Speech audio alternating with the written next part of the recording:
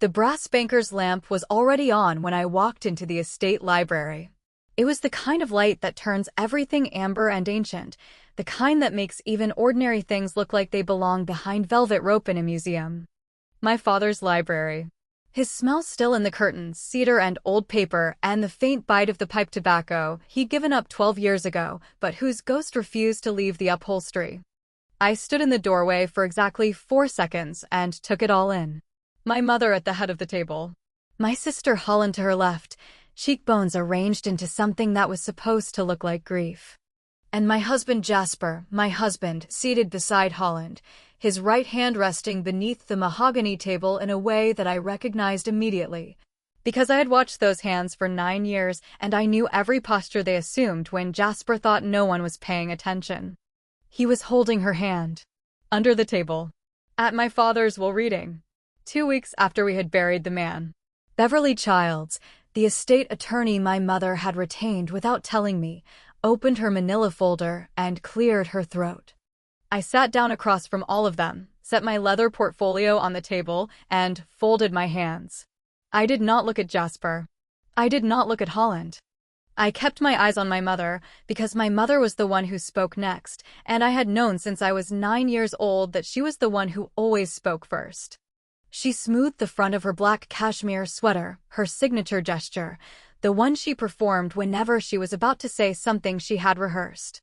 She looked at me with the particular expression she reserved for disappointing news delivered gently, the expression of a woman who had decided long ago that softness in her voice absolved her of responsibility for the content. "Eden, dear," she said, "we have all decided you should sign over your half." I smiled. I did not argue.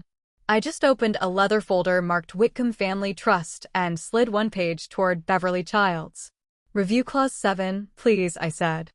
The room went silent. And in that silence, I thought, Dad, we built this together. Let's finish it. Before I continue the story, let me know where you are watching from in the comments below. Hit like and subscribe if you have ever had to smile quietly while an entire room underestimated exactly what you were holding in your hands. My name is Eden Whitcomb Larchmont, and I am 36 years old. For the past 9 years, I have been married to Jasper Larchmont, an asset management associate at a mid-sized firm in Stamford, Connecticut. To the Whitcomb family, I am the elder daughter who took the modest inheritance my father set aside for me at 30 and used it to fund a quiet, unglamorous career at the Pelham Regional Museum of Art, where I curate estate donations and manage archival acquisitions. I drive a 6-year-old Volvo. I attend family dinners when summoned. I arrive on time, I leave without incident, and I do not make scenes. That is what they see. That is what they have always been permitted to see.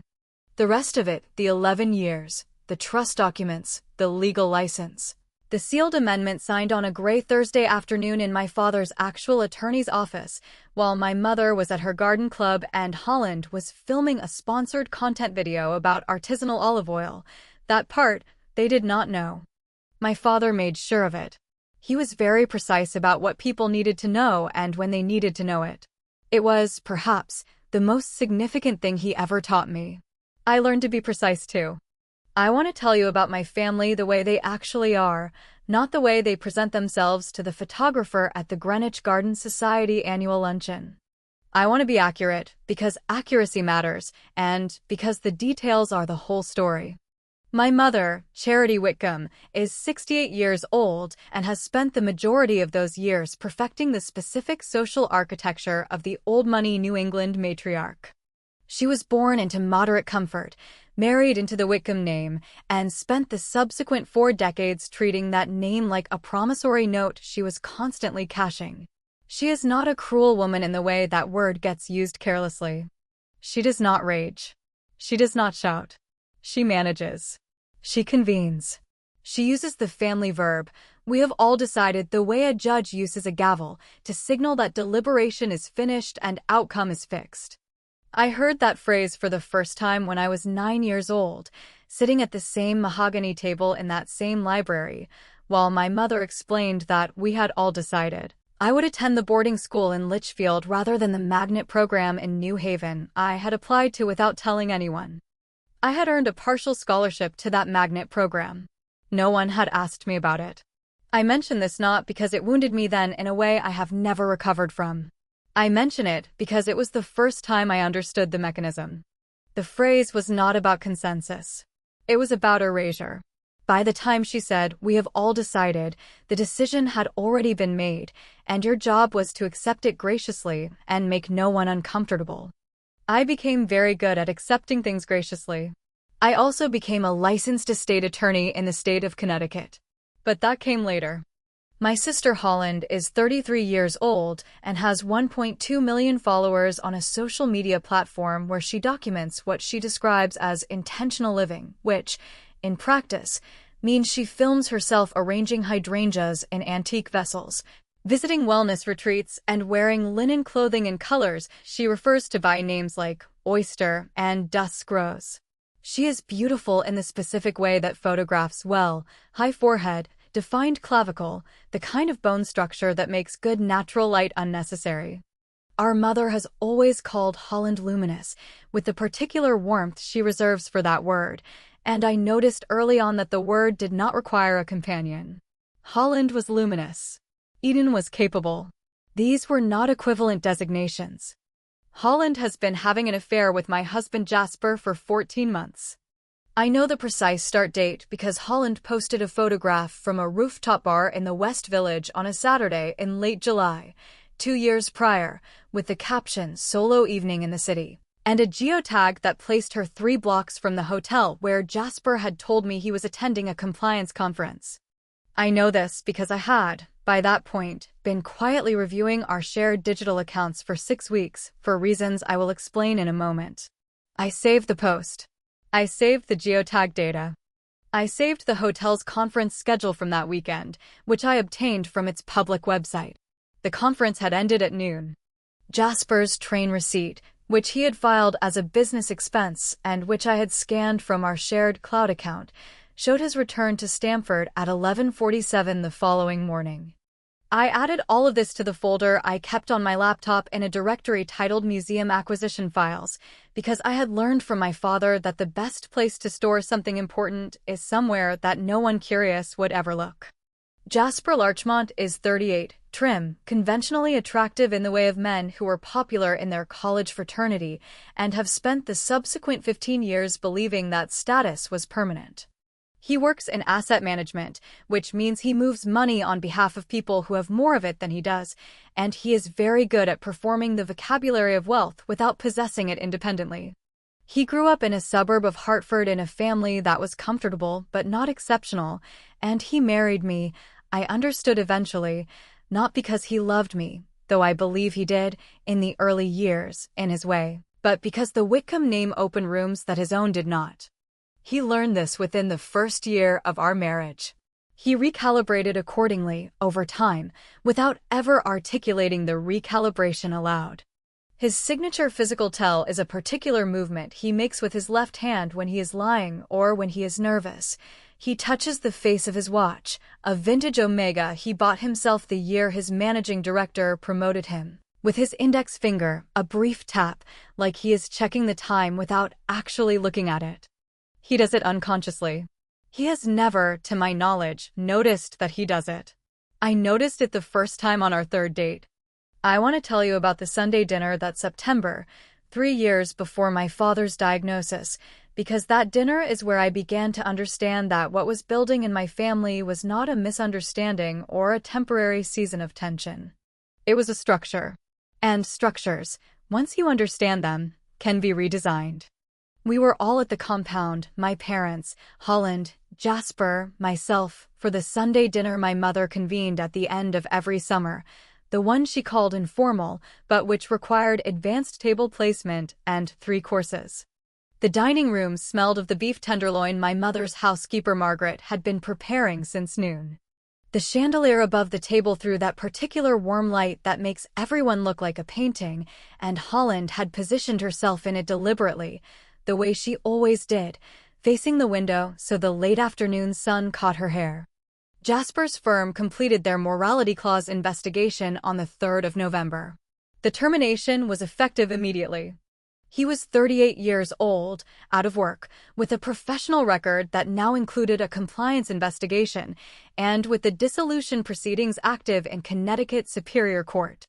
He retained his own divorce attorney, a competent one who reviewed the documentation and advised him, I was told through Attorney Carver, to approach the proceedings without contest on the primary issues. The brokerage account was divided according to Connecticut equitable distribution law. I retained the larger share on the basis of documented contribution records going back to the account's opening. The household was listed.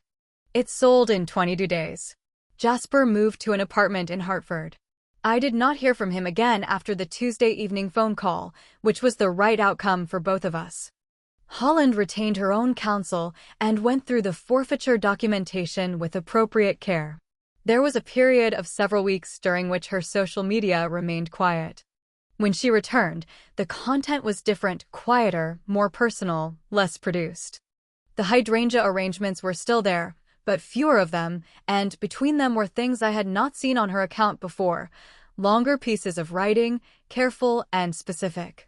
About accountability and about what it costs to be the luminous one in a family and what you do when you realize that luminosity is not the same as depth.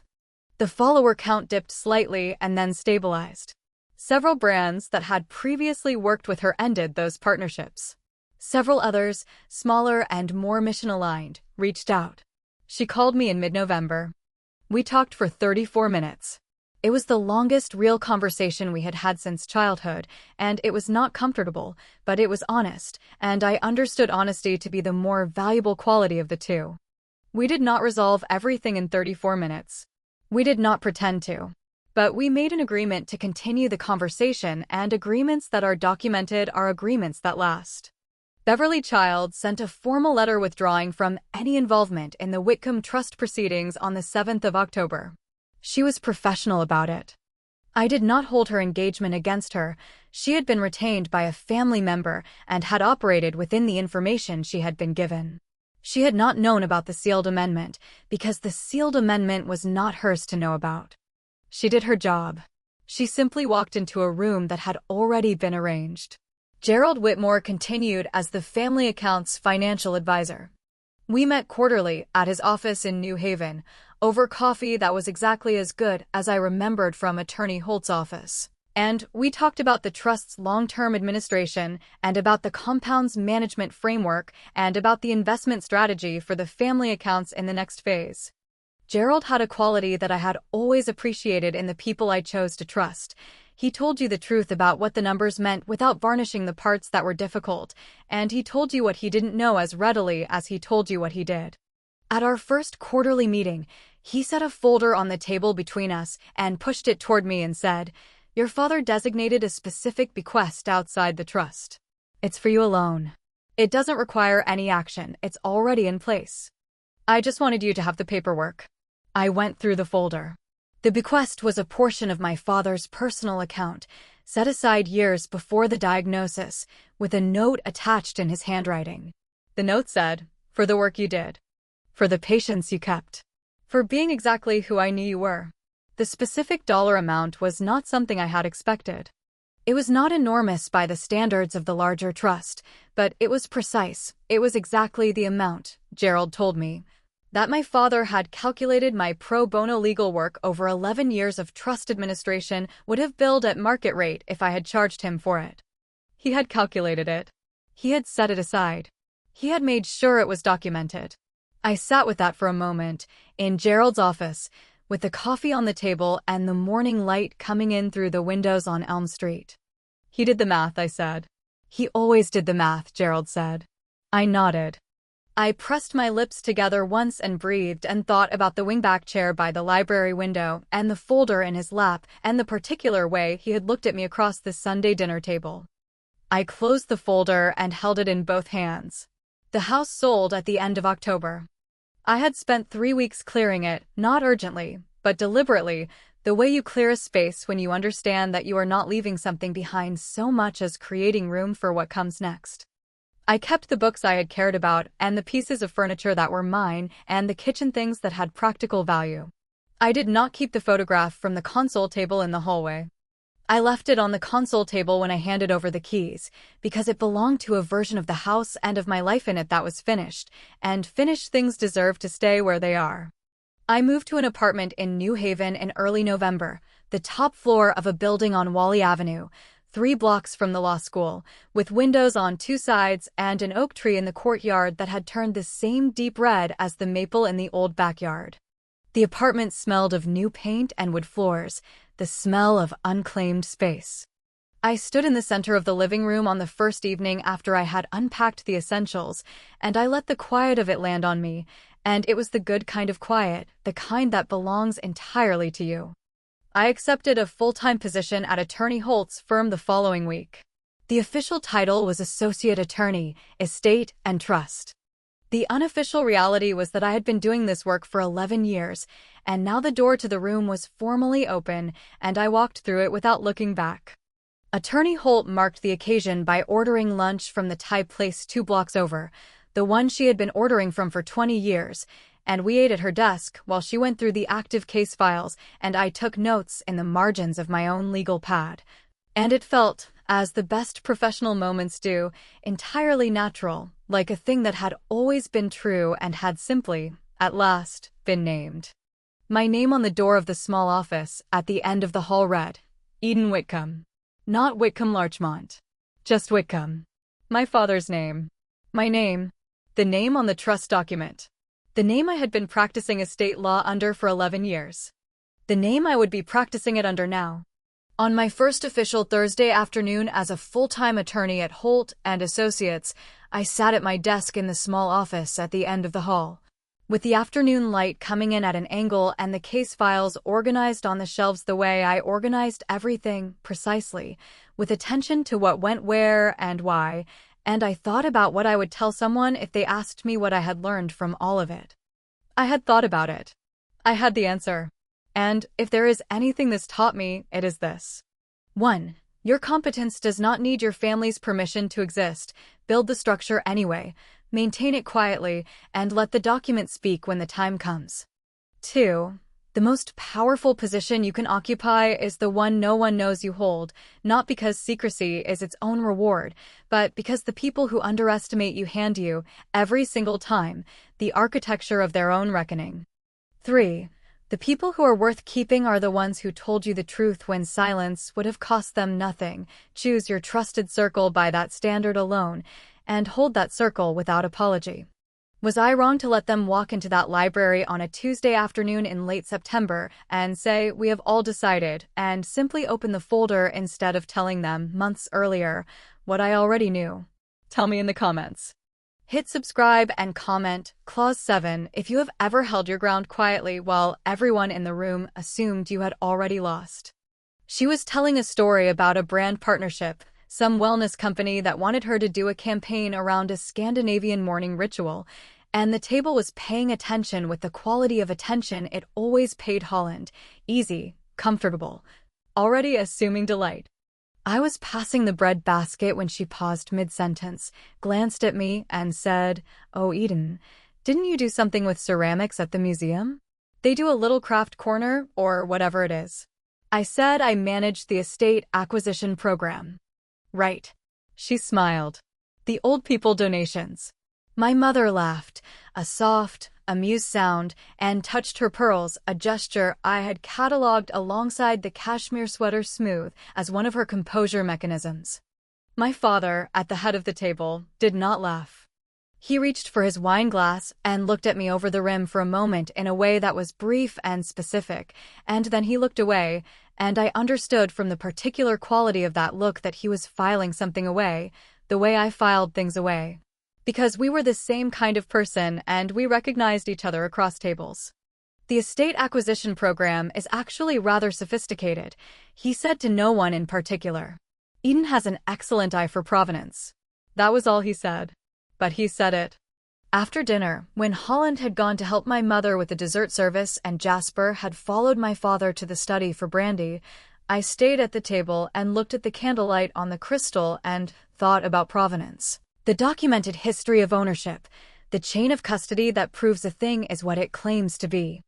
I thought about how useful it was to know where things actually came from. I had passed the Connecticut bar exam 4 years earlier. I had been practicing estate law, quietly and part-time, through a small firm in New Haven under my maiden name, Whitcomb, ever since.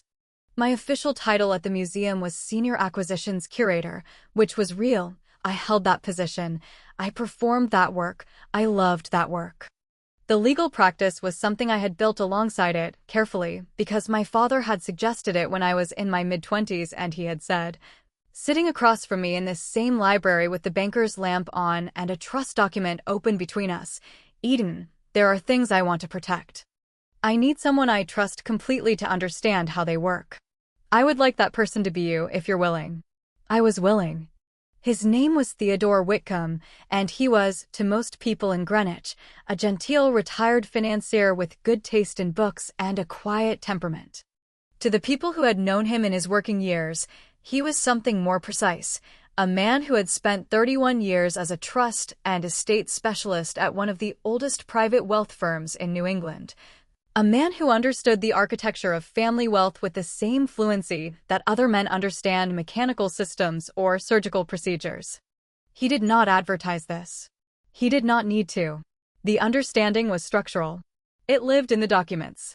He had drafted the Whitcomb family trust himself, with the assistance of his longtime professional partner, attorney Miriam Holt, of Holt and Associates in New Haven.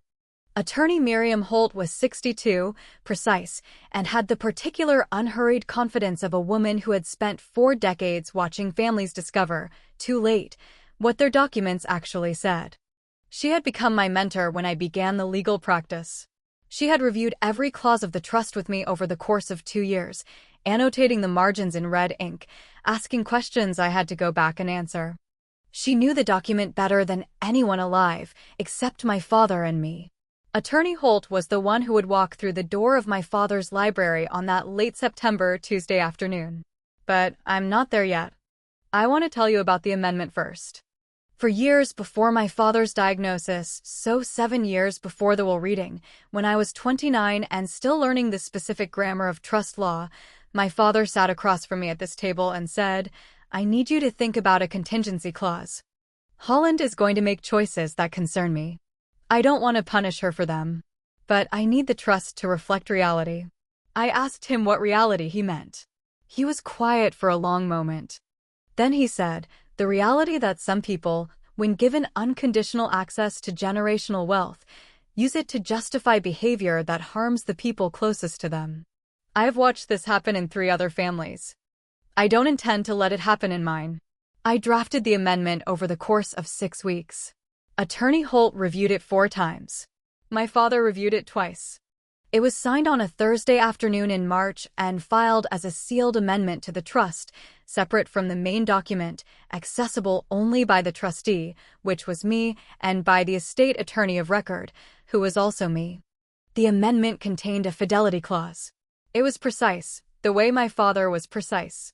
It stated that Holland Whitcomb's beneficiary share 40% of the trust's total corpus would be subject to forfeiture in the event that she had engaged in a documented extramarital affair with the spouse of a Whitcomb sibling, and that documentary proof of monetary transfer between the parties would constitute sufficient evidence of the ongoing relationship. My father did not know, when we drafted it, that the clause would be triggered.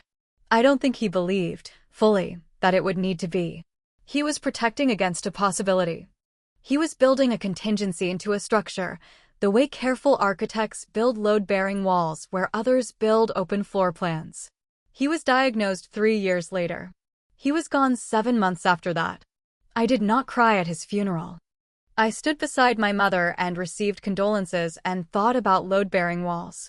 There was this one morning, about 8 months before the funeral, when my father and I were sitting in this library together while he was still well enough to sit in the wingback chair by the window.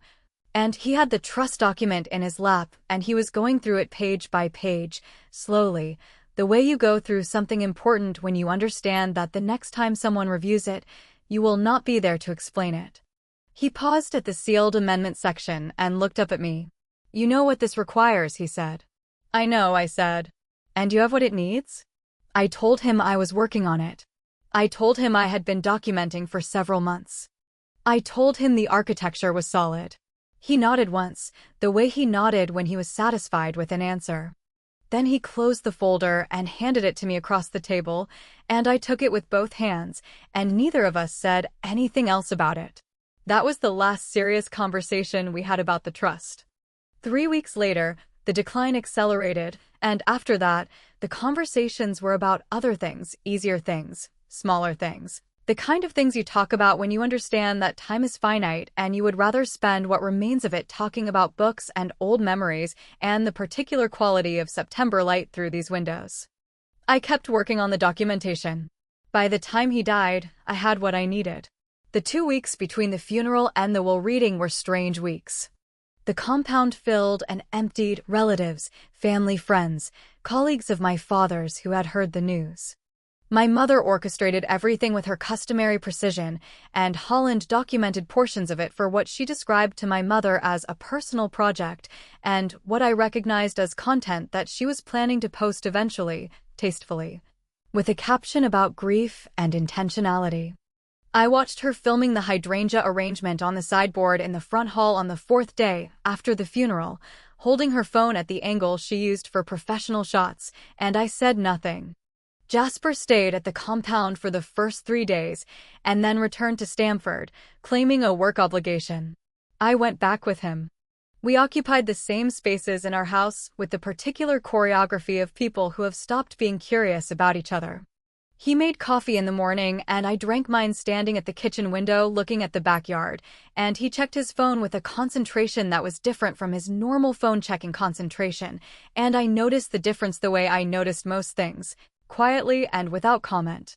On the 8th day after the funeral, I drove to New Haven and sat in attorney Miriam Holt's office for 2 hours. The office smelled of good coffee and old files, and attorney Holt was behind her desk in a charcoal blazer, and she had the trust document open in front of her with the sealed amendment pulled out and set beside it. She looked at me across the desk for a moment before she spoke. "Are you ready to do this?" she said. "I've been ready for 4 years," I said. She nodded. "Then let's talk about Tuesday." The morning of the will reading, I was up at 5:45. I went through my morning the way I always did, coffee, 40 minutes with a legal brief I was reviewing for a separate matter, a shower. I dressed in a charcoal sheath dress and low heels, the outfit of a woman who is competent but not threatening, because I had thought carefully about what I wanted the room to see when I walked in and what I wanted it to not see yet. I put the leather folder, the one marked Whitcomb Family Trust, in my father's handwriting, which he had given me 2 years ago and which I had been using ever since as the document carrier for trust materials, into my tote bag alongside my notes and my phone. I called attorney Holt at 7:15. "Everything in order?" I asked. "Everything in order," she said. "I'll arrive at 1:50. You should arrive at 1:30. Give them time to get comfortable."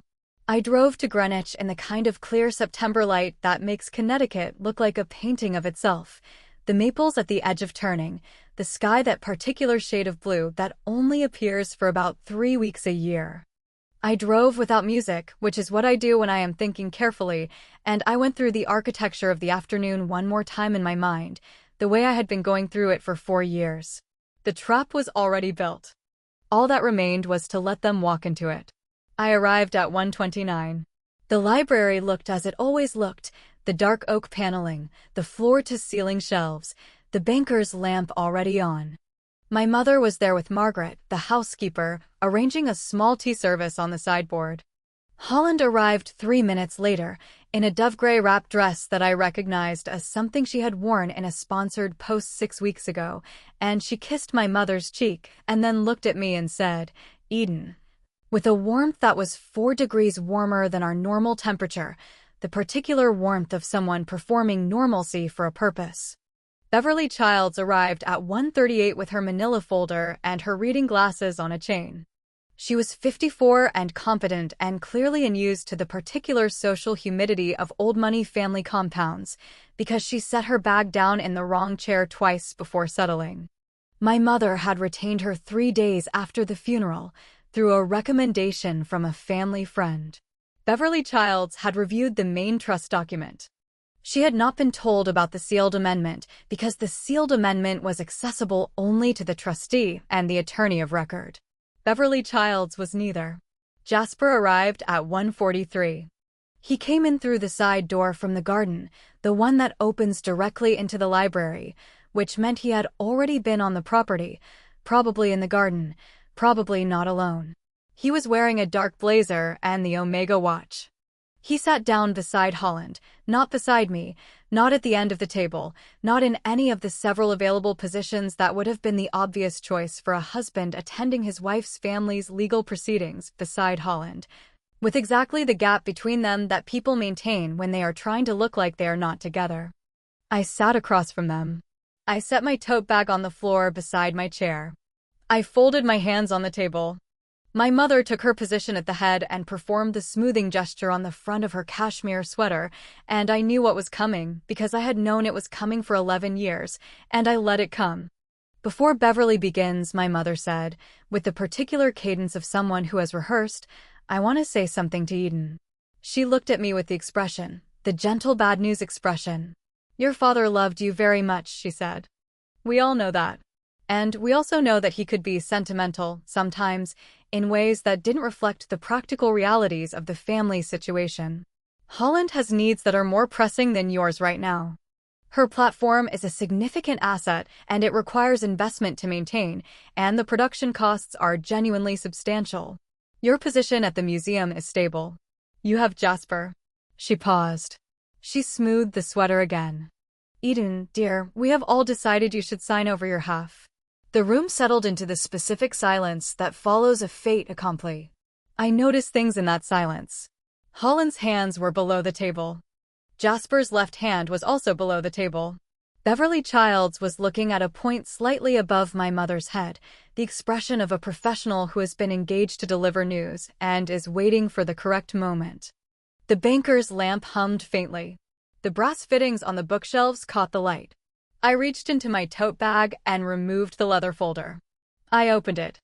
I slid the single page, the cover sheet of the sealed amendment, with my father's signature and Attorney Holt's notarial stamp visible at the bottom, across the table to Beverly Childs. Review Clause 7, please, I said. Beverly Childs picked up the page. She scanned it. Her expression shifted in a way that was subtle, but visible, the particular expression of a professional encountering a document she did not know existed, trying to process what this meant for the proceedings she had been retained to manage. My mother's brow contracted slightly. What is that? It's a sealed amendment to the Whitcomb Family Trust, I said. Dated 4 years ago. Attorney Miriam Holt is the attorney of record. She will be here momentarily to present it formally. Holland looked at the page. She looked at me. Then she looked at Jasper. Jasper touched the face of his watch. Eden, my mother said, in the voice she used when she wanted to project patience, what is this about? It's about Clause 7, I said, which Attorney Holt is going to explain in a few minutes. I looked at the clock on the mantel. 1:51. I had told her 1:50. At 1:53, the library door opened, and Attorney Miriam Holt walked in. She was 62, and she wore a charcoal blazer over a cream blouse, and she carried a leather briefcase that was older than some of the cars in the compound's driveway, and she set it on the table and opened it without looking at anyone other than me. And the look she gave me lasted approximately 1 second and contained approximately 11 years of collaborative work. Then she turned to the room. Good afternoon, she said. My name is Miriam Holt of Holt and Associates in New Haven. I am the attorney of record for the Whitcomb Family Trust and the representing counsel for its current trustee. I apologize for the theatrical entrance. She didn't look apologetic. I'll review Clause 7 now if everyone is ready. Beverly Childs looked from Attorney Holt to my mother and back to the document in her hand. My mother said, I'm sorry, who retained you? Eden Whitcomb Larchmont retained me in my capacity as representing counsel, Attorney Holt said. She retained the Whitcomb Family Trust 11 years ago as its drafter and trustee. Both positions were established by Theodore Whitcomb and are documented in the original trust instrument, which I believe Beverly, she nodded to Beverly Childs, has in her folder. Beverly Childs opened her folder. She went through it to the section that listed the trustee designation. She looked at it for a moment. Then she set the folder down with the particular care of a professional who has just understood that the landscape of the meeting is fundamentally different from what she was briefed on. Theodore listed Eden as trustee, my mother said. Her voice was not quite steady. From the trust's original drafting date, Attorney Holt said. 11 years ago. She has been the sole trustee throughout. Theodore did not share this with you, I understand, because he wanted to ensure that the trust administration remained independent of family social dynamics. She paused. He was a careful man. Holland said nothing. She was looking at me with an expression I had not seen on her face before, not the performance of warmth, not the easy confidence of the luminous daughter, but something rawer. Something closer to the recognition you feel when you understand that the ground beneath you is not what you thought it was. Jasper had not moved. His left hand was still below the table. His right hand was on the table, and I watched him resist the impulse to touch the watch. Attorney Holt unclipped the sealed amendment from the back of her briefcase folder and placed it on the table in the center, where everyone could see it without anyone having to reach for it. Clause 7, she said, is a contingency provision attached to Holland Whitcomb's beneficiary share of the trust corpus. The provision specifies that Holland's 40% interest is subject to forfeiture in the event of a documented extramarital affair between Holland Whitcomb and the spouse of a Whitcomb sibling. She let the sentence land. The provision further specifies that documentary proof of monetary transfer between the parties constitutes sufficient evidence of the relationship's existence. The room did not make a sound. Attorney Holt reached into her briefcase and removed a single printed page of Venmo transaction record, obtained through the legal discovery process I had initiated 6 weeks prior, and placed it beside the amendment. On September 14th, she continued, 11 days before Theodore Whitcomb's funeral, Jasper Larchmont transferred $140 to Holland Whitcomb via the Venmo payment platform. The transfer memo reads, Vermont weekend. She looked up. The trust amendment requires documentary proof of monetary transfer. This satisfies that requirement. My mother's hand went to the pearls. Holland's chair made a small sound against the floor. Jasper's index finger found the face of the Omega watch.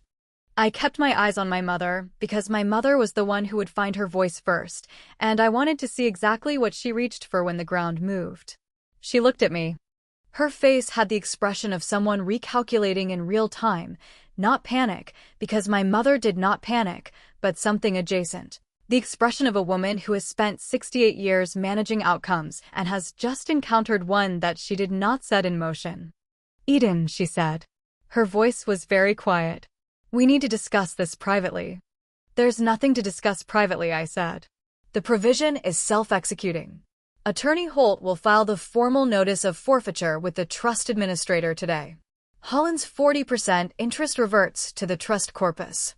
My 50% interest remains intact, and as trustee, I will administer the distribution according to the remaining provisions. I paused. I looked at her steadily. I reviewed the document 4 years ago when I drafted it, Mother. I reviewed it again 6 months ago when I began gathering the evidence. I have reviewed it approximately 11 times since then. The clause is airtight. You drafted it, Holland said. Her voice had a quality I had never heard in it before. Flat. Not the performance of warmth, not the cultivated ease of the luminous daughter. Just flat. Yes, I said. Dad let you draft it. Dad asked me to draft it, I said. There is a distinction. Holland looked at Jasper. Jasper was looking at his watch. And in that amber light, in my father's library, surrounded by the leather-bound first editions and the dark oak paneling and the ghost of a cedar and paper smell, I felt something that was not triumph and was not grief, but was something between them, a stillness. Like the moment after a long piece of music ends and before the applause begins, when the sound still exists in the air but has already become memory. Dad, I thought. We finished it. I reached into my tote bag and removed the second document, the one that would formalize my next move, the one that Attorney Holt and I had prepared for the days that would follow this one.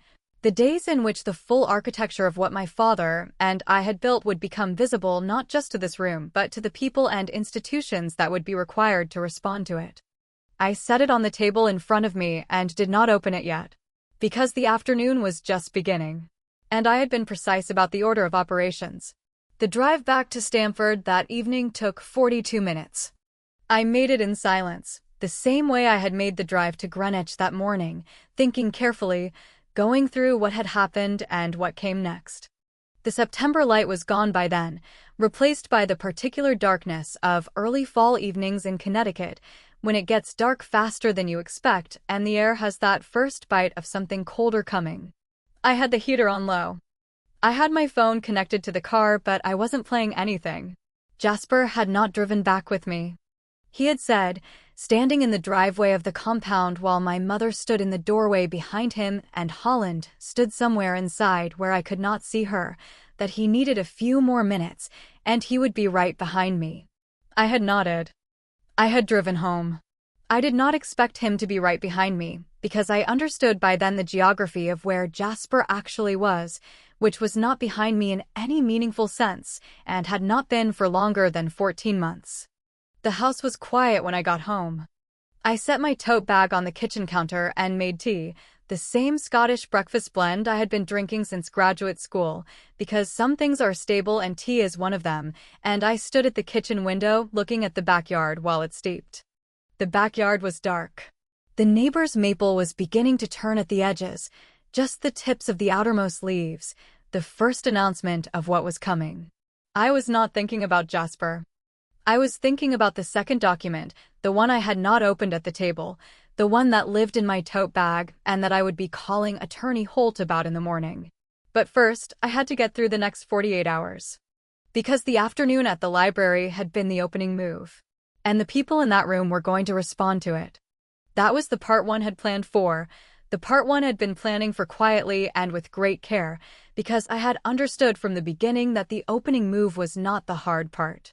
The hard part was what came after, when the people who had been comfortable and certain for a long time discovered that the ground was different than they had thought, and they started looking for ways to re-establish their footing. I knew what they were going to do. I had done the architecture. I drank my tea and waited. Jasper came home at 11:17. I know the exact time because I was still at the kitchen table with the trust amendment in front of me, and I looked at the clock when I heard his key in the lock, and I made a note of it in the same way I had been making notes of times and dates for months. Not because I needed the specific timestamp for anything immediately, but because precision is a habit and habits are useful. He came into the kitchen and stopped when he saw me at the table. He looked at the amendment. He looked at me. "Eden," he said. The word came out smaller than his normal voice. Compressed. "Sit down if you want," I said. He didn't sit down. He stayed in the doorway between the kitchen and the hall, and he did the watch thing, the index finger, the brief tap, and I looked at his hand and then looked back at the document. "I need you to understand," he said, "that what happened today. You don't need to explain anything to me tonight," I said. "I've reviewed the amendment. I've been in contact with Attorney Holt. There are legal processes that are now in motion, and they don't require your participation in order to proceed." His jaw shifted slightly. "What legal processes?" "The formal notice of forfeiture. The trust administration adjustment." I paused. "And some other things that we will discuss in due course." He looked at me with the expression of a man who has just understood that a conversation he thought he was walking into is not the conversation that is actually happening. The expression of someone who prepared for one kind of room and opened the door to a different one. His voice changed register. Still quiet, but with something harder underneath it, the particular hardness of a man who is trying to find leverage in a situation where he does not yet understand the dimensions. "I want to know what you're planning," he said. "I know you do," I said. I closed the folder. I picked up my tea. I looked at him across the kitchen with the same steadiness I had maintained in the library, the same steadiness I had been practicing, really, for years before I knew I was practicing it. "Jasper," I said, "you should go to bed." He stood in the doorway for another moment. Then he turned and went upstairs. I sat at the table for another 40 minutes, until the house was fully quiet. Then I opened my laptop and drafted the message I would send to Attorney Holt in the morning.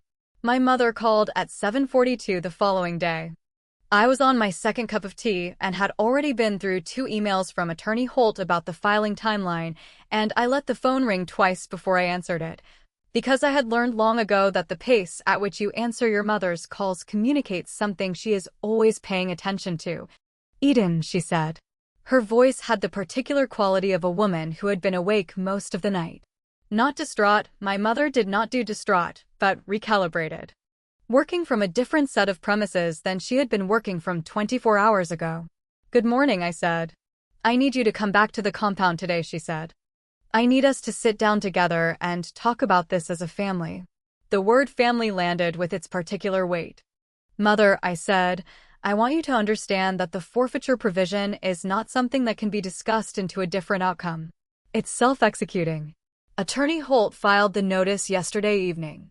Silence. "Then, I hired Beverly Childs to manage the trust administration." "Beverly Childs was retained to present the main trust document at the reading," I said. "The trust's attorney of record is Attorney Miriam Holt. The trustee is me. Beverly Childs doesn't have administrative authority over the Whitcomb Family Trust. She may not have realized that before yesterday." More silence. The particular quality of my mother's silence when she is calculating rather than responding. Her voice dropped, finally, to something smaller than her usual register. It was the drop I had been waiting for, because I had heard it only twice in my life before, once when my father announced his diagnosis, and once when her sister Margot called with news about a family crisis years ago. The voice of Charity Whitcomb in the precise moment when management becomes insufficient. "Eden," she said, "do you understand what you're doing to this family?" I felt the question land in the way real things land, not painlessly, because she was my mother, and I loved her in the complicated, particular way you love someone who has underestimated you for 36 years, but without destabilizing me. "I'm administering the trust the way it was designed to be administered," I said. "By the person Dad asked to administer it." She did not respond to that. "I'll come to the compound tomorrow," I said. "Attorney Holt will come with me. We can walk through the documentation together, and I can answer any questions you have." She agreed. The tone of the agreement was thin. After I hung up, I set the phone face down on the table and looked at the backyard again. The maple tips were a fraction redder than they had been yesterday. I thought about what my mother had asked, "Do you understand what you're doing to this family?" And I thought about the clause my father and I had drafted 4 years ago, and I thought about the Sunday dinner and the old people donations comment, and the 1,000 other moments, large and small, that had occurred between those points, and I thought about the load-bearing walls you build when you understand that structures can be redesigned. I understood exactly what I was doing. That was the point. Holland came to the house at 10:23 without calling first. I heard the car in the drive and looked out the window and recognized her rental. She always rented when she was at the compound, because she had sold her own Connecticut car the previous year and replaced it with a city lease that didn't make sense for weekend drives. And I watched her come up the front walk with her hands in the pockets of her linen coat, and I noticed that she was not performing anything. No phone. No content posture. Just Holland, alone, walking up the front walk of her brother-in-law's house on a Wednesday morning in late September, looking like someone who had not slept. I opened the door before she could ring. We looked at each other. She was 33 years old, and she looked it, in a way she rarely did on camera, the circles under her eyes, the particular flatness of someone who has been crying and has stopped, the absence of the arrangement she usually brought to her face in any space where she might be observed. "Can I come in?" she said. I stood aside. She came in. I took her coat and she sat at the kitchen table, the same chair Jasper had declined the night before, and I made her tea without asking whether she wanted any, because she always drank tea when she was at our house, and that detail was still true regardless of everything else. I set the mug in front of her and sat across from her. She wrapped both hands around the mug and looked at it. "I didn't know about the clause," she said. "I know you didn't," I said. "Jasper told me there was no way Dad had." She stopped. "He said the trust was standard. That you had no control over anything." "Jasper doesn't know estate law," I said. She looked up at me. Her eyes were red at the rim in a way that was not the performance of anything. "How long have you known?" she said. About the affair? I set my tea down. I noticed something the previous July. I started documenting in August. She absorbed this. And Dad, she said. He knew. I thought about how to answer that. I thought about the look across the table at the Sunday dinner. I thought about the wingback chair by the library window and the folder in his lap and the way he had said, "You know what this requires." He knew the clause existed, I said. He didn't know whether it would need to be triggered. He hoped it wouldn't. Holland looked back at her mug. "I know this doesn't," she started, and then stopped, and the stop was the most honest thing I had seen from her in a very long time. I waited. "I don't have a good explanation," she said finally. "For any of it. I know that." In that moment, I felt the specific ache of being right about something you would have preferred to be wrong about. The thing that is not triumph and is not grief, but lives between them. Holland looked smaller than she usually looked, and I felt it, and I let myself feel it, and I did not let it change what came next. "I know you don't," I said. We sat there for a few more minutes. Then she put her coat back on and left, and I watched her car back out of the drive, and I thought, that was the one moment of humanizing truth I had been waiting to see from her. The one genuine thing that the architecture of the past 14 months had not been able to entirely construct around. It was real. I registered it. I filed it the way I filed things, and then I went back to the table and opened my laptop. Because there was more to do. Attorney Holt's office in New Haven was on the 3rd floor of a Victorian building on Elm Street, the kind of building that smells of old wood and radiator heat and has the particular creak of stairs that have been carrying the weight of serious people for 100 years. I had been coming to this office since I was 26 years old, first as a graduate student researching estate law methodology for a paper, then as a junior practitioner reviewing documents under Attorney Holt's supervision, then as the licensed attorney and trust drafter I had become over the subsequent decade. The office always smelled of good coffee and old files. I always felt steadier there than I felt anywhere else. I arrived at 2 on the dot, the day after the will reading. Attorney Holt was at her desk with the sealed amendment, the main trust document, the forfeiture filing, and a separate folder I did not recognize, all spread in the organized way she spread things when she was preparing to walk someone through a sequence. She looked at me when I sat down. "How are you?" she said. "Ready," I said. A corner of her mouth moved. She had known me long enough to understand that ready was my answer to how are you when the real answer was too complex to summarize. "The forfeiture notice was filed last night," she said. "The trust administrator, that's you, in your trustee capacity, has formally recorded the event. Beverly Childs has been notified in writing that she was retained by a family member and does not have standing in the trust administration. She will not contest this. Her retention agreement with your mother didn't provide for adversarial proceedings." "Good," I said. "The Venmo documentation is in the official record." I have also added, Attorney Holt opened the folder I did not recognize and turned it toward me, the security camera footage from the estate library. "Your father installed a system 3 years ago." The footage from yesterday's reading shows Jasper and Holland's hands below the table for a period of 22 minutes.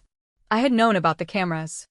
My father had told me about them when he installed them, because he told me most things, and because the cameras had been his idea, and it was a very precise idea. "I had it pulled this morning," Attorney Holt continued. "We have the Venmo record, the Instagram geotag data from July of last year, the hotel conference schedule, and the camera footage. The trust amendment specifies monetary transfer as sufficient evidence, so the Venmo record alone triggers the clause. The rest is supplementary, but it completes the picture." I went through each item in the folder methodically, the way I went through all legal materials, carefully, without rushing, making sure I understood every element. "And the other matter?" I said. Attorney Holt leaned back slightly in her chair. "The other matter," she said, "is that Jasper Larchmont's employment contract with his firm contains a morality clause. The clause doesn't specify spousal infidelity directly, but it does specify conduct that materially damages the firm's reputation or client relationships. I've had our employment law colleague, Attorney David Carver, review the provision." She paused. He believes a formal notification to the firm's compliance officer, accompanied by the documentary evidence, would give the firm grounds to investigate. I had known about the morality clause. I had reviewed Jasper's employment contract 2 years ago, when it was renewed, because Jasper stored documents in our shared cloud account and I had, at that point, already begun the slow, quiet review of our shared digital infrastructure that eventually became the documentation file on my laptop. "What's the timeline on the notification?" I said. "That's your decision," Attorney Holt said. "The trust forfeiture is separate from the employment matter. You can move on both simultaneously or sequentially. My recommendation would be sequential. Let the forfeiture process settle, and then address the employment question." I thought about this. "Sequential," I said. "But I want the notification drafted this week, so it's ready." "Attorney Carver can have it ready by Friday," she said. I nodded. Attorney Holt looked at me for a moment with the particular steadiness she brought to every serious conversation, not warm, exactly, but not cold either.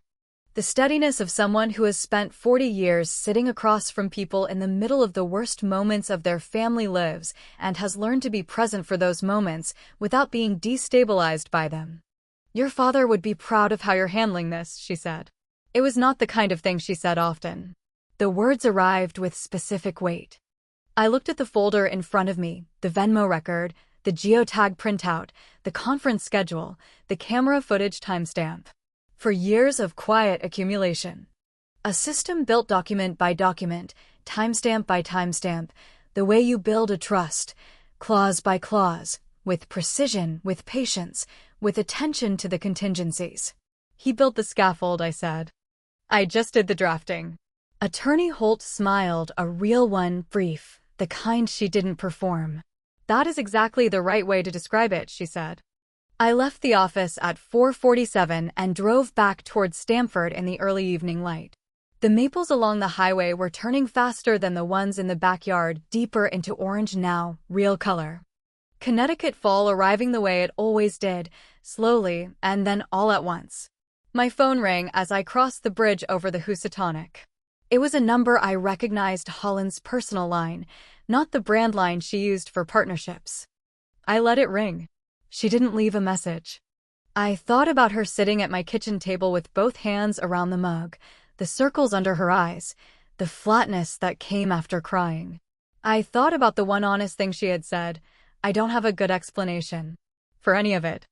I know that." I thought about my father at the library window, the folder in his lap, the look he had given me across the Sunday dinner table. I thought about Clause 7, precise and self-executing, built into the architecture 4 years ago, waiting. The thing about load-bearing walls is that their function is invisible when everything is standing. You only understand what they were holding when something collapses, and by then it is too late to wish you had built them differently. My father understood this. I learned it from him. And I was going to spend the next several weeks making sure that every wall was exactly where it needed to be. The morning after my visit to Attorney Holt's office, Thursday, 2 days after the will reading, I woke at 5:30 and lay in the dark for a few minutes, going through the sequence. This was a habit I had developed during law school and never lost, the early morning review of the architecture, before email and phone calls and other people's noise entered the day. You go through it when the mind is clean. You make sure the load-bearing walls are where you left them. They were. Jasper had slept in the guest room. He had gone there without discussion, which told me something about where his understanding of the situation had landed by the previous night. I had heard the guest room door close at 11:41, and I had noted it the same way I noted everything, and then I had turned off the lamp and slept the way I had been sleeping for the past several months, precisely, without interruption. The sleep of someone who has done the preparation and is waiting for the outcome. I made coffee. I went through the emails Attorney Holt had sent overnight, 3 of them, each with attachments, each precisely labeled. I reviewed the draft of the employment notification that Attorney David Carver had begun preparing. It was structured correctly, with the right institutional framing and the right evidentiary attachments. I made 2 notes in the margin and forwarded it back to Attorney Carver with my comments. Then I called the one person I had not yet called. My father's longtime professional associate, Gerald Whitmore, had spent 30 years alongside my father at the wealth management firm before they both retired, and then he had continued in an advisory capacity at a different institution. He was 71, sharp, and had known me since I was 12 years old. More relevantly, he had been the financial advisor of record for the Whitcomb family accounts, not the trust, which I administered, but the liquid accounts, the brokerage positions, the family's investment holdings that existed outside the trust structure. He answered on the second ring. "Eden," he said, and his voice had the particular warmth of someone who had been expecting this call. "Gerald," I said. "I imagine you've heard. Your mother called me last night," he said. "I want you to know I told her the same thing I'm going to tell you. My fiduciary obligation is to the account holders, and on most of these accounts, that's you and your father's estate." "I know," I said. "I also want you to know," he continued, "that I am deeply sorry about Theodore. He was the best professional I ever worked with and a genuinely good man. There was a moment between us, brief, genuine." "Thank you, Gerald," I said. "Now." His voice shifted to its working register. "What do you need from me?" "I need you to review the family accounts and identify anything Jasper has co-signatory authority on," I said. "I had them reviewed 2 months ago, but I want a current picture." "I already pulled them this morning," Gerald said. "Jasper is listed on 2 joint accounts, your primary household checking and a taxable brokerage account you opened jointly in 2018. The brokerage has a current value of approximately $340,000. I had known the approximate value. I had not known it had moved that much since my last review. "I want to begin the process of delisting him as co-signatory," I said. "I'll need the institutional forms." "I can have them to you by end of day," Gerald said. "There will be a standard notification period, but given the circumstances, the process should be straightforward." He paused.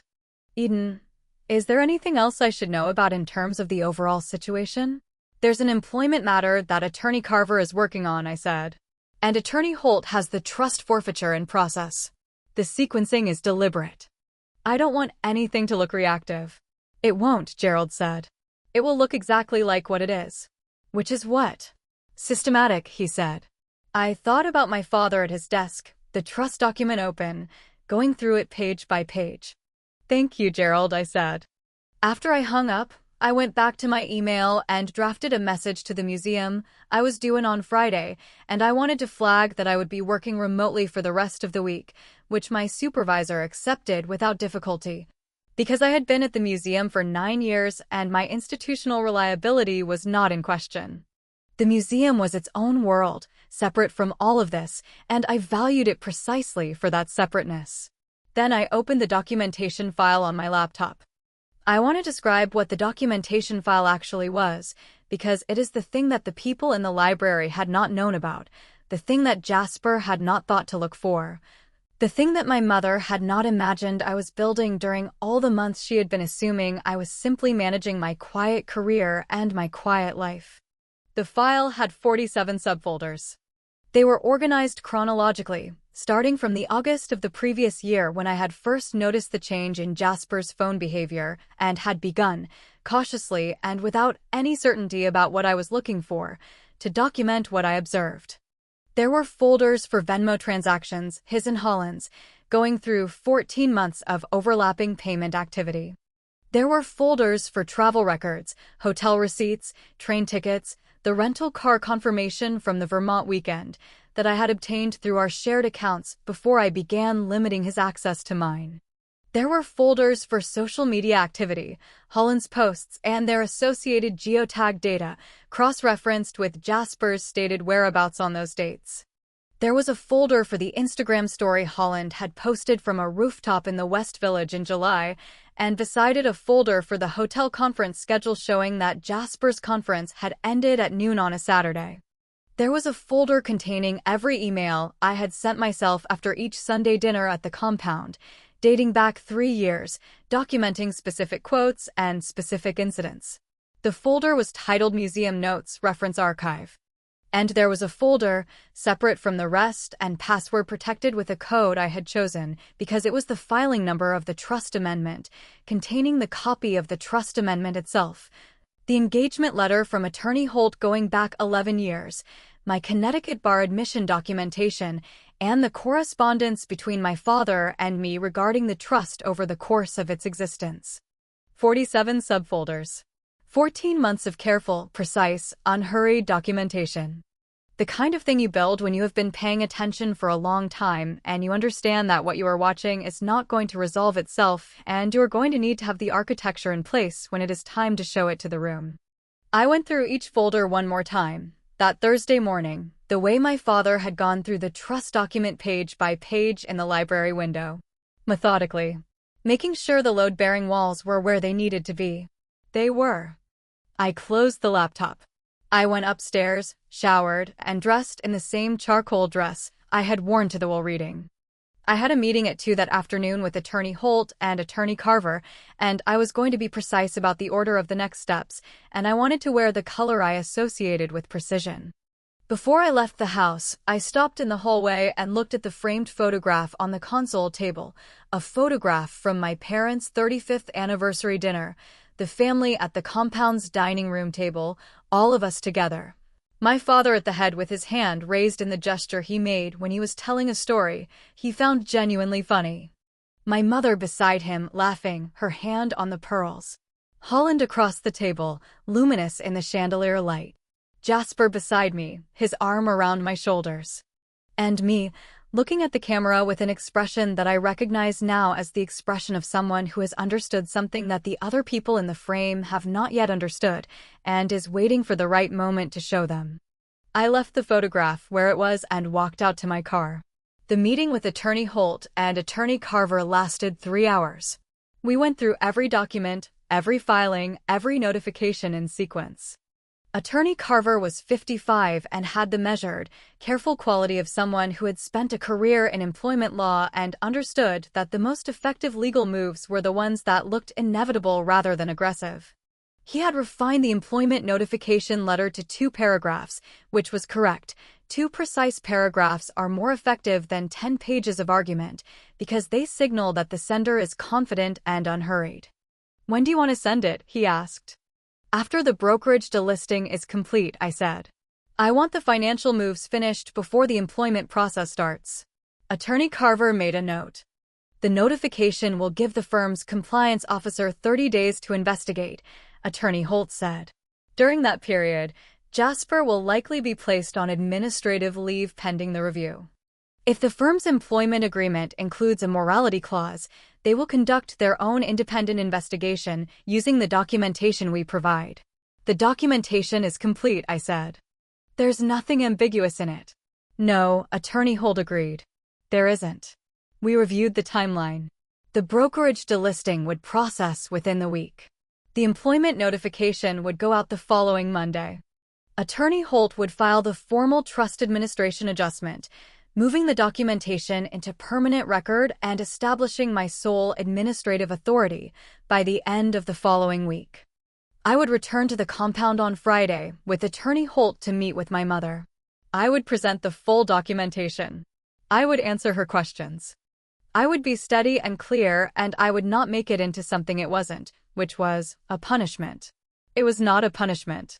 It was the administration of a trust the way it was designed to be administered, by the person my father had designated to administer it, with the contingency provisions applied exactly as written. My father had said, during one of our last coherent conversations about the document, "I hope the contingency never has to be used. But if it does, I want it to be clean. I want it to be structured. I don't want it to be a fight. I want it to be a document." It was a document. That was the whole point. After the meeting, I walked down Elm Street in the early evening air, the law office building behind me, the smell of fall in the trees, and I thought about what came next. I thought about Jasper in the guest room. I thought about Holland's hands around the tea mug. I thought about my mother smoothing the cashmere sweater, reaching for the pearls. I thought about the one thing I had not yet done, the document I had not yet signed, the action that would make the next phase of the architecture irreversible. Attorney Holt had prepared the divorce petition. It was sitting in the folder she had handed me at the end of the meeting, paper-clipped to the inside cover, my name at the top of the first page in the clean, unambiguous typography of a legal instrument. I had not signed it yet. I would sign it that evening. I got to my car and sat in the driver's seat for a moment before starting the engine. The Elm Street trees were fully in their turning, amber and gold, and the deep red of sugar maples, all of it lit by the last of the evening light. The kind of color that you know won't last, that is beautiful precisely because it is brief, that announces what is coming by being, for a few days, incandescently itself. My father had loved this time of year. He had called it the honest season, meaning the season when things showed their true colors, literally and otherwise. I thought about the sealed amendment, and the 47 subfolders, and Gerald Whitmore's voice on the phone. It will look exactly like what it is. Systematic. I took the divorce petition folder from my bag and set it on the passenger seat. I thought about the library, the banker's lamp, the way Jasper's hand had moved to the watch when Attorney Holt reviewed Clause 7, the way my mother's hand had gone to the pearls. I thought about my father in the wingback chair, the trust document in his lap. "You know what this requires," he had said. I knew. I uncapped my pen, the same pen I had been using to sign legal documents for the past decade, a simple silver Parker that had been a gift from Attorney Holt when I passed the bar, and I signed my name on the signature line of the divorce petition. Neat. Precise. The signature of a licensed estate attorney administering a document. I dated it, September 24th, 2024. I capped the pen and returned it to my bag. I held the signed petition in my hands for one moment. Outside, the light was changing, the last gold going out of the trees. Then I set the petition back in the folder and the folder back in my bag, and I started the car and I pulled out of the parking space onto Elm Street. The meeting at the compound was scheduled for Friday morning at 10. My mother would be there. Holland, I suspected, would also be there. Attorney Holt would be beside me. Jasper would still be at the house when I returned tonight, probably already asleep in the guest room, with no idea that the petition was now signed, that Gerald Whitmore had already begun the brokerage delisting process, that the employment notification was drafted and ready, that every document in the 47 subfolders was organized and filed and attached and cross-referenced. He had no idea what I had built. He would understand it Friday morning when Attorney Holt walked into the library again and set the next folder on the table. And this time, the folder would contain not just Clause 7. It would contain everything. Friday morning arrived the way late September mornings arrive in Connecticut when the weather has finally decided to mean it, cold and clear and unambiguous, the kind of air that makes everything look sharper than it did the day before. I drove to the compound with Attorney Holt in the passenger seat of my Volvo, the leather folder in the back seat, the signed divorce petition in my bag. We did not talk much on the drive. Attorney Holt was reviewing her notes on a yellow legal pad, her reading glasses perched at the end of her nose, and I was thinking about the order of operations. My mother had called at 8:15 to confirm I was still coming. I said I was. She asked if I was bringing anyone. I said yes. She asked who. I said my attorney. There was a silence on her end of the line, the calculating silence, and then she said that Holland would also be there, and that she hoped we could conduct the conversation in a civil manner. I told her I expected it to be entirely civil. That was not a lie.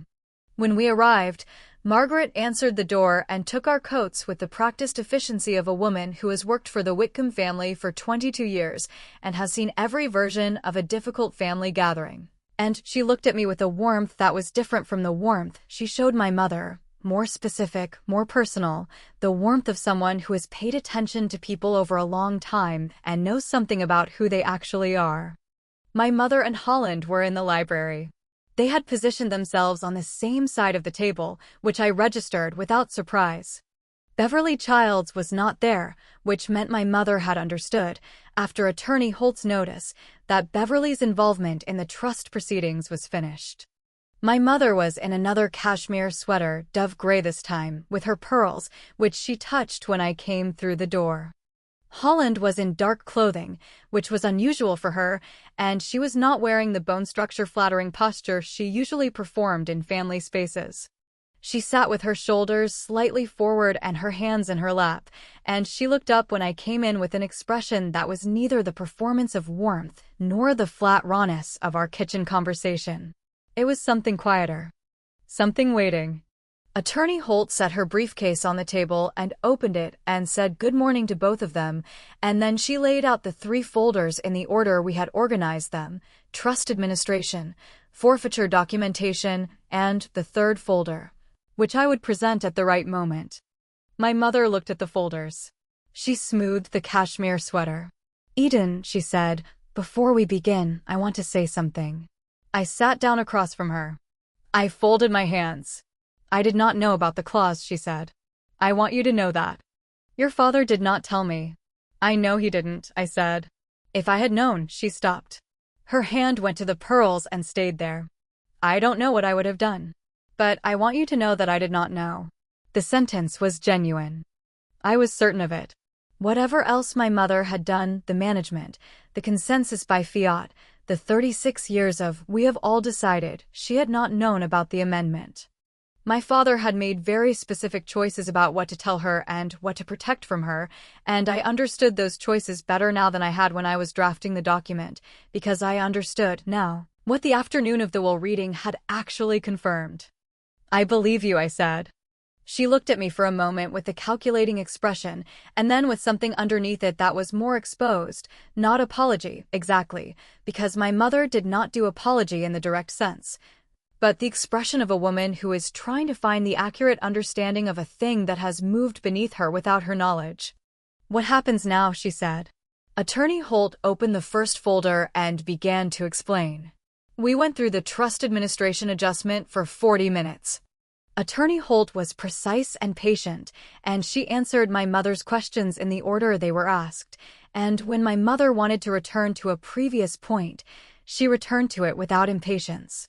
Holland asked 2 questions, both substantive, both about timeline, and I answered them directly. The 3rd folder sat closed on the table the whole time. Near the end of the meeting, my mother looked at it. "What is that one?" she said. I opened it and slid the top page across to her. She looked at it. She looked up at me. "That's a divorce petition," she said. "Yes," I said. She looked at Holland. Holland was looking at her hands. "Eden," my mother said. The word came out smaller than usual. "The petition was filed yesterday," I said. "Jasper was served this morning at the house." I had arranged the service timing with Attorney Carver 8:45 while I was already in the car with Attorney Holt, when the process server rang the doorbell and Jasper answered it in the guest room's borrowed bathrobe, probably expecting Margaret. My mother was quiet for a moment. Then she set the page down, very carefully, and she did something I had never seen her do in 36 years of these family conversations. She closed both folders in front of her and folded her hands on top of them and looked at me without performing anything. "Are you all right?" she said. It was a genuine question. Just that, without management, without agenda. I looked at her across the mahogany table, in the library with the banker's lamp on and the smell of cedar and old paper in the curtains, and I thought about the 9-year-old girl who had sat at this table and heard, "We have all decided," for the first time, and about the 29-year-old woman who had sat here drafting a contingency clause, and about every version of herself in between who had navigated this room with the particular care of someone who understands that structures can be redesigned if you are patient and precise enough. "Yes," I said. "I am." I drove home alone. Attorney Holt had a 2 o'clock back in New Haven, and she took a car service from the compound's driveway, squeezing my hand once before she got in. It was a brief, specific gesture. It said everything it needed to say. The house was empty when I got back. Jasper's car was not in the drive. His key was on the kitchen counter, which told me that the service of the petition had prompted him to pack a bag and leave rather than wait for a conversation that would not improve his position. I stood in the kitchen and looked at the key and felt the particular quality of an empty house that has recently changed its nature, the way a space that was once shared by more than one person becomes, suddenly and irrevocably, one person's space. The key was on the counter. The guest room door was ajar. I made tea. I went through my email and sent a brief reply to Attorney Carver confirming that the service had been completed and asking him to proceed with the employment notification to Jasper's firm.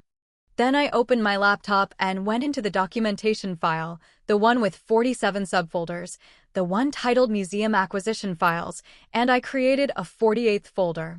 I titled it Closed. I moved everything into it.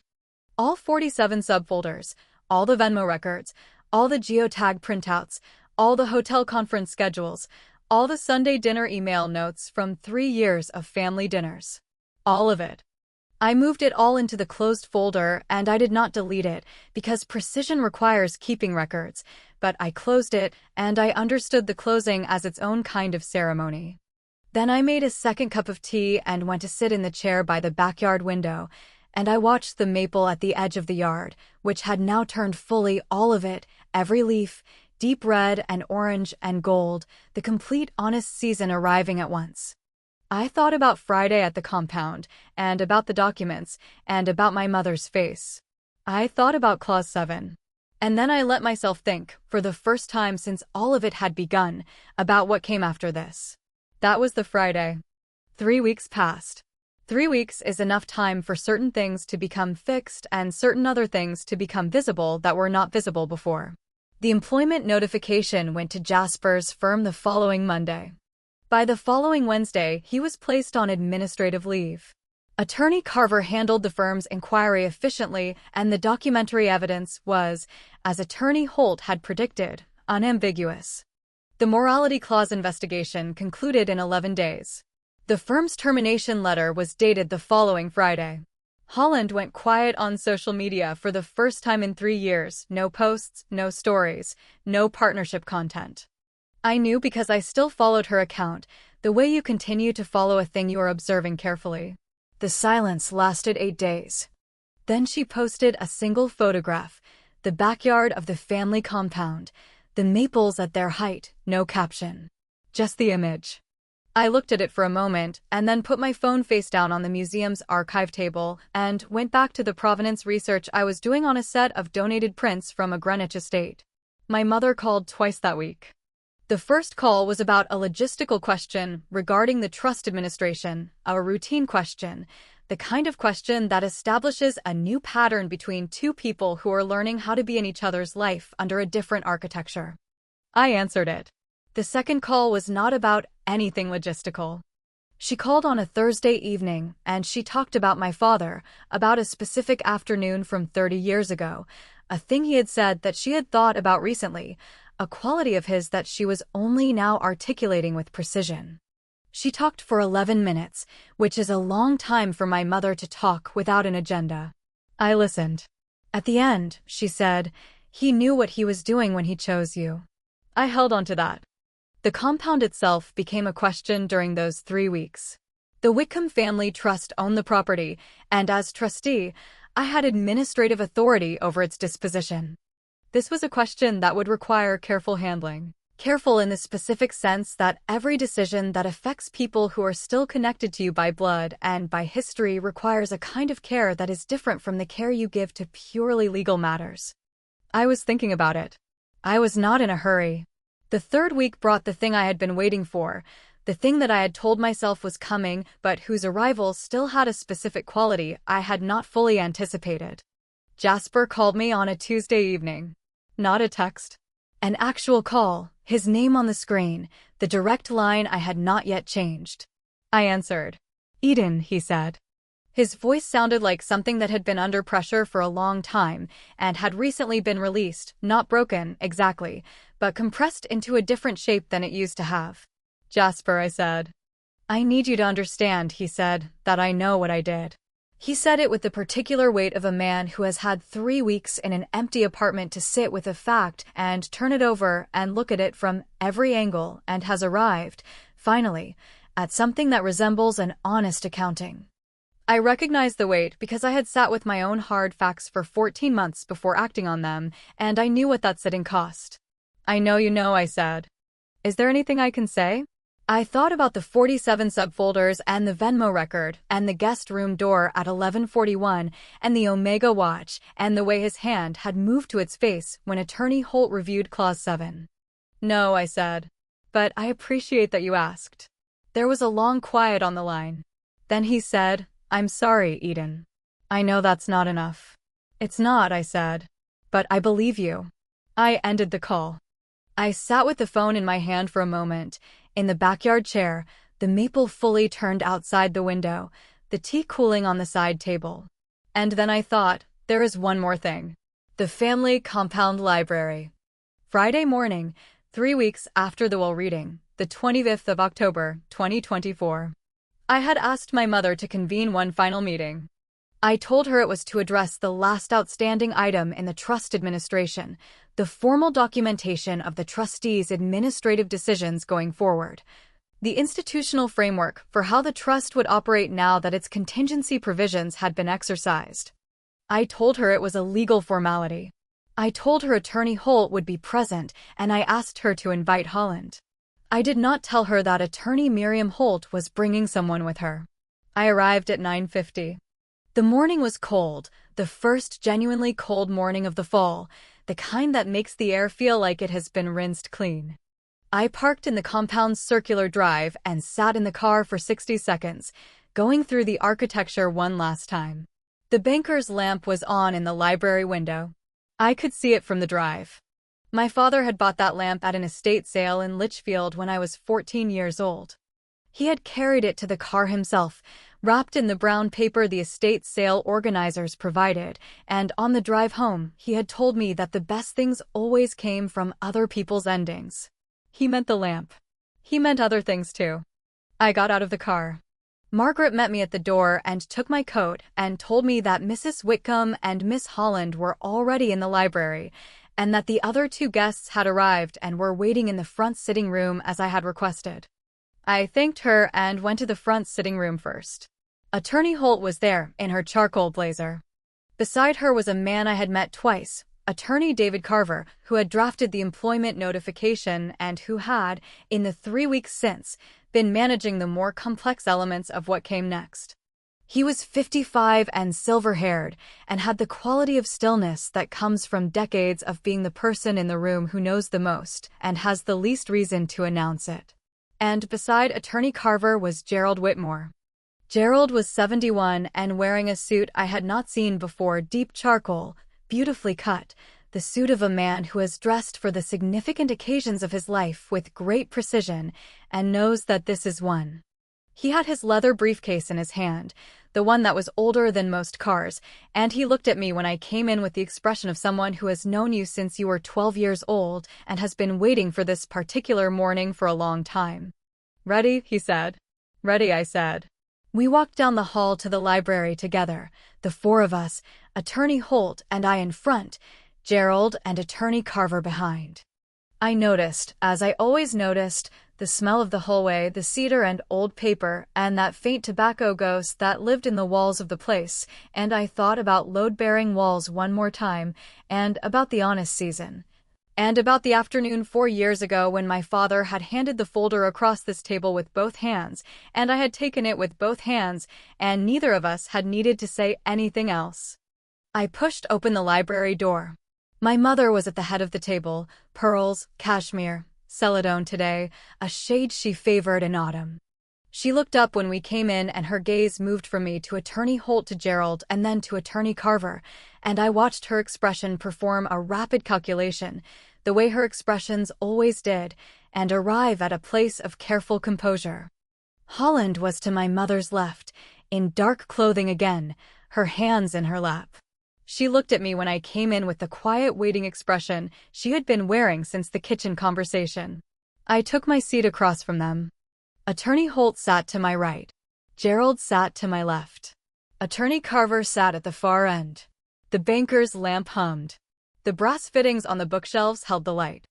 The leather-bound first editions on the floor-to-ceiling shelves stood in their silent rows.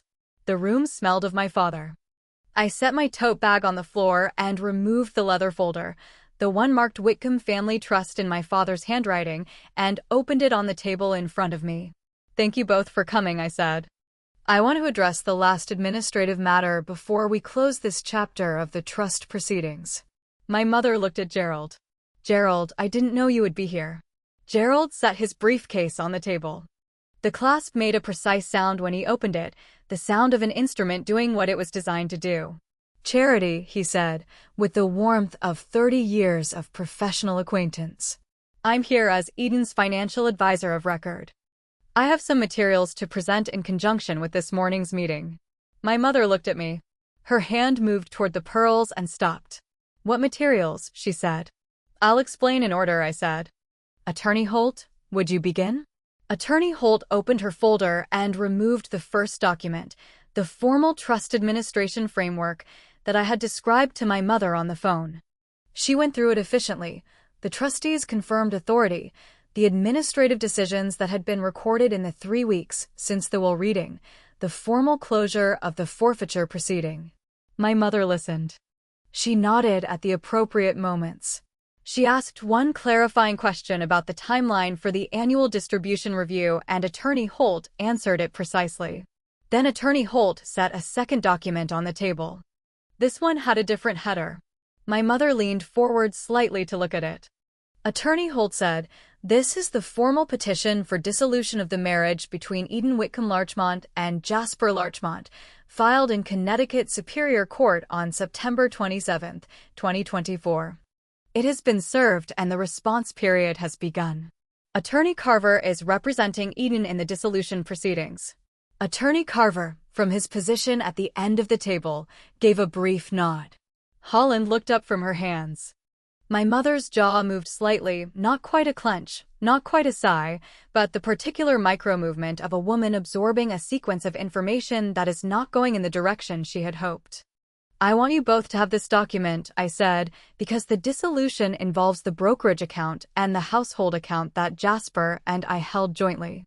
Gerald has the documentation for the delisting process." Gerald opened his briefcase and removed a set of precisely organized pages, which he set in front of my mother and Holland. He walked through the account structures, the delisting timeline, and the current values with the measured efficiency of someone who has been doing this for 30 years and finds clarity to be its own form of kindness. My mother went through the pages one by one. Holland did not look at the pages. She was looking at me. "Eden," she said, quietly. I looked at her. "Is there anything I should do?" she said. "Any process I should be." "Attorney Holt will send you the formal documentation of the forfeiture proceedings," I said. "You'll want to have your own counsel review it." She nodded. There was a silence in the room that had a quality I had not heard before in this space, not the hostile silence of the will reading, not the calculating silence of my mother's processing, not the compressed silence of a room waiting for a verdict. A different kind of silence. The silence of a room in which people understand that something has concluded and something else has not yet begun, and no one is quite certain what the next shape is. I reached into the leather folder. I removed the final document. It was not a legal filing. It was not a trust amendment or a court petition or an account statement. It was a single page on plain paper in my father's handwriting, the particular neat, deliberate handwriting he used when he was drafting something he considered important, the handwriting I had been looking at on documents for 11 years. It was dated 2 years before the diagnosis. I set it on the table between my mother and Holland. My mother looked at it. Something in her face shifted, not the calculating expression, not the composure expression, not even the exposed expression from the first morning. Something older. Something that predated all of those expressions and lived underneath them. Holland reached out slowly and touched the edge of the page with one finger, as if she needed to verify that it was real. My father's letter to them both was 3 paragraphs. I had reviewed it many times over the years. He had shown it to me when he wrote it and asked me to keep it with the trust materials for exactly this occasion. In it, he told them that he had made the choices he made about the trust not from anger or favoritism, but from precision. The precision of a man who understood that unconditional architecture produced conditional behavior, and that the people he loved most deserved the honesty of a structure that reflected reality. He told them that Eden had been the right person to hold the structure because she was the person in the family who understood, most deeply, that structures were not punishments. They were frameworks for what you actually valued. He told them he loved them both. He told them he had hoped the contingency clause would never be needed. He told them he was proud of all three of his daughters, in specific ways that he named, and the specificity of the naming was the most Theodore Whitcomb thing about the whole letter. He did not give general love. He gave documented, particular, precise love, the way he gave everything. My mother was not performing anything. Holland was looking at the page with the expression she had worn in the kitchen. I did not say anything. I let the letter sit there in the room with the banker's lamp humming and the smell of cedar and old paper and the honest October light coming through the library windows. And I let my father's words do the work that words in a room sometimes do when the people hearing them are finally ready to hear them. After a while, my mother folded her hands on the table, the pages stacked neatly in front of her, and she looked at me. "What would you like to do with the compound?" she said. It was, I understood, the most significant question she had asked me in 36 years. I told her I had been thinking about it. I told her I thought we should keep it in the family.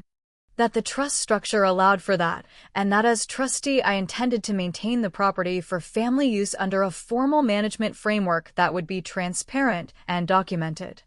I told her I wanted to begin a proper conversation, in the coming months, about what the family looked like going forward, not the family as a managed social performance, but the family as a group of people who were still connected and had to figure out what that connection meant after everything that had changed. My mother looked at me for a long moment. Then she said, in a voice that was smaller than her usual register and more genuine than almost anything I had heard from her in years, "I would like that." Holland looked up. She said nothing, but she nodded once. I nodded back. The cascade, when it came in the methodical way that legal and financial consequences always arrive, not all at once in a single dramatic afternoon, but in sequence, each event distinct, each outcome the inevitable extension of a structure that had been built to produce it.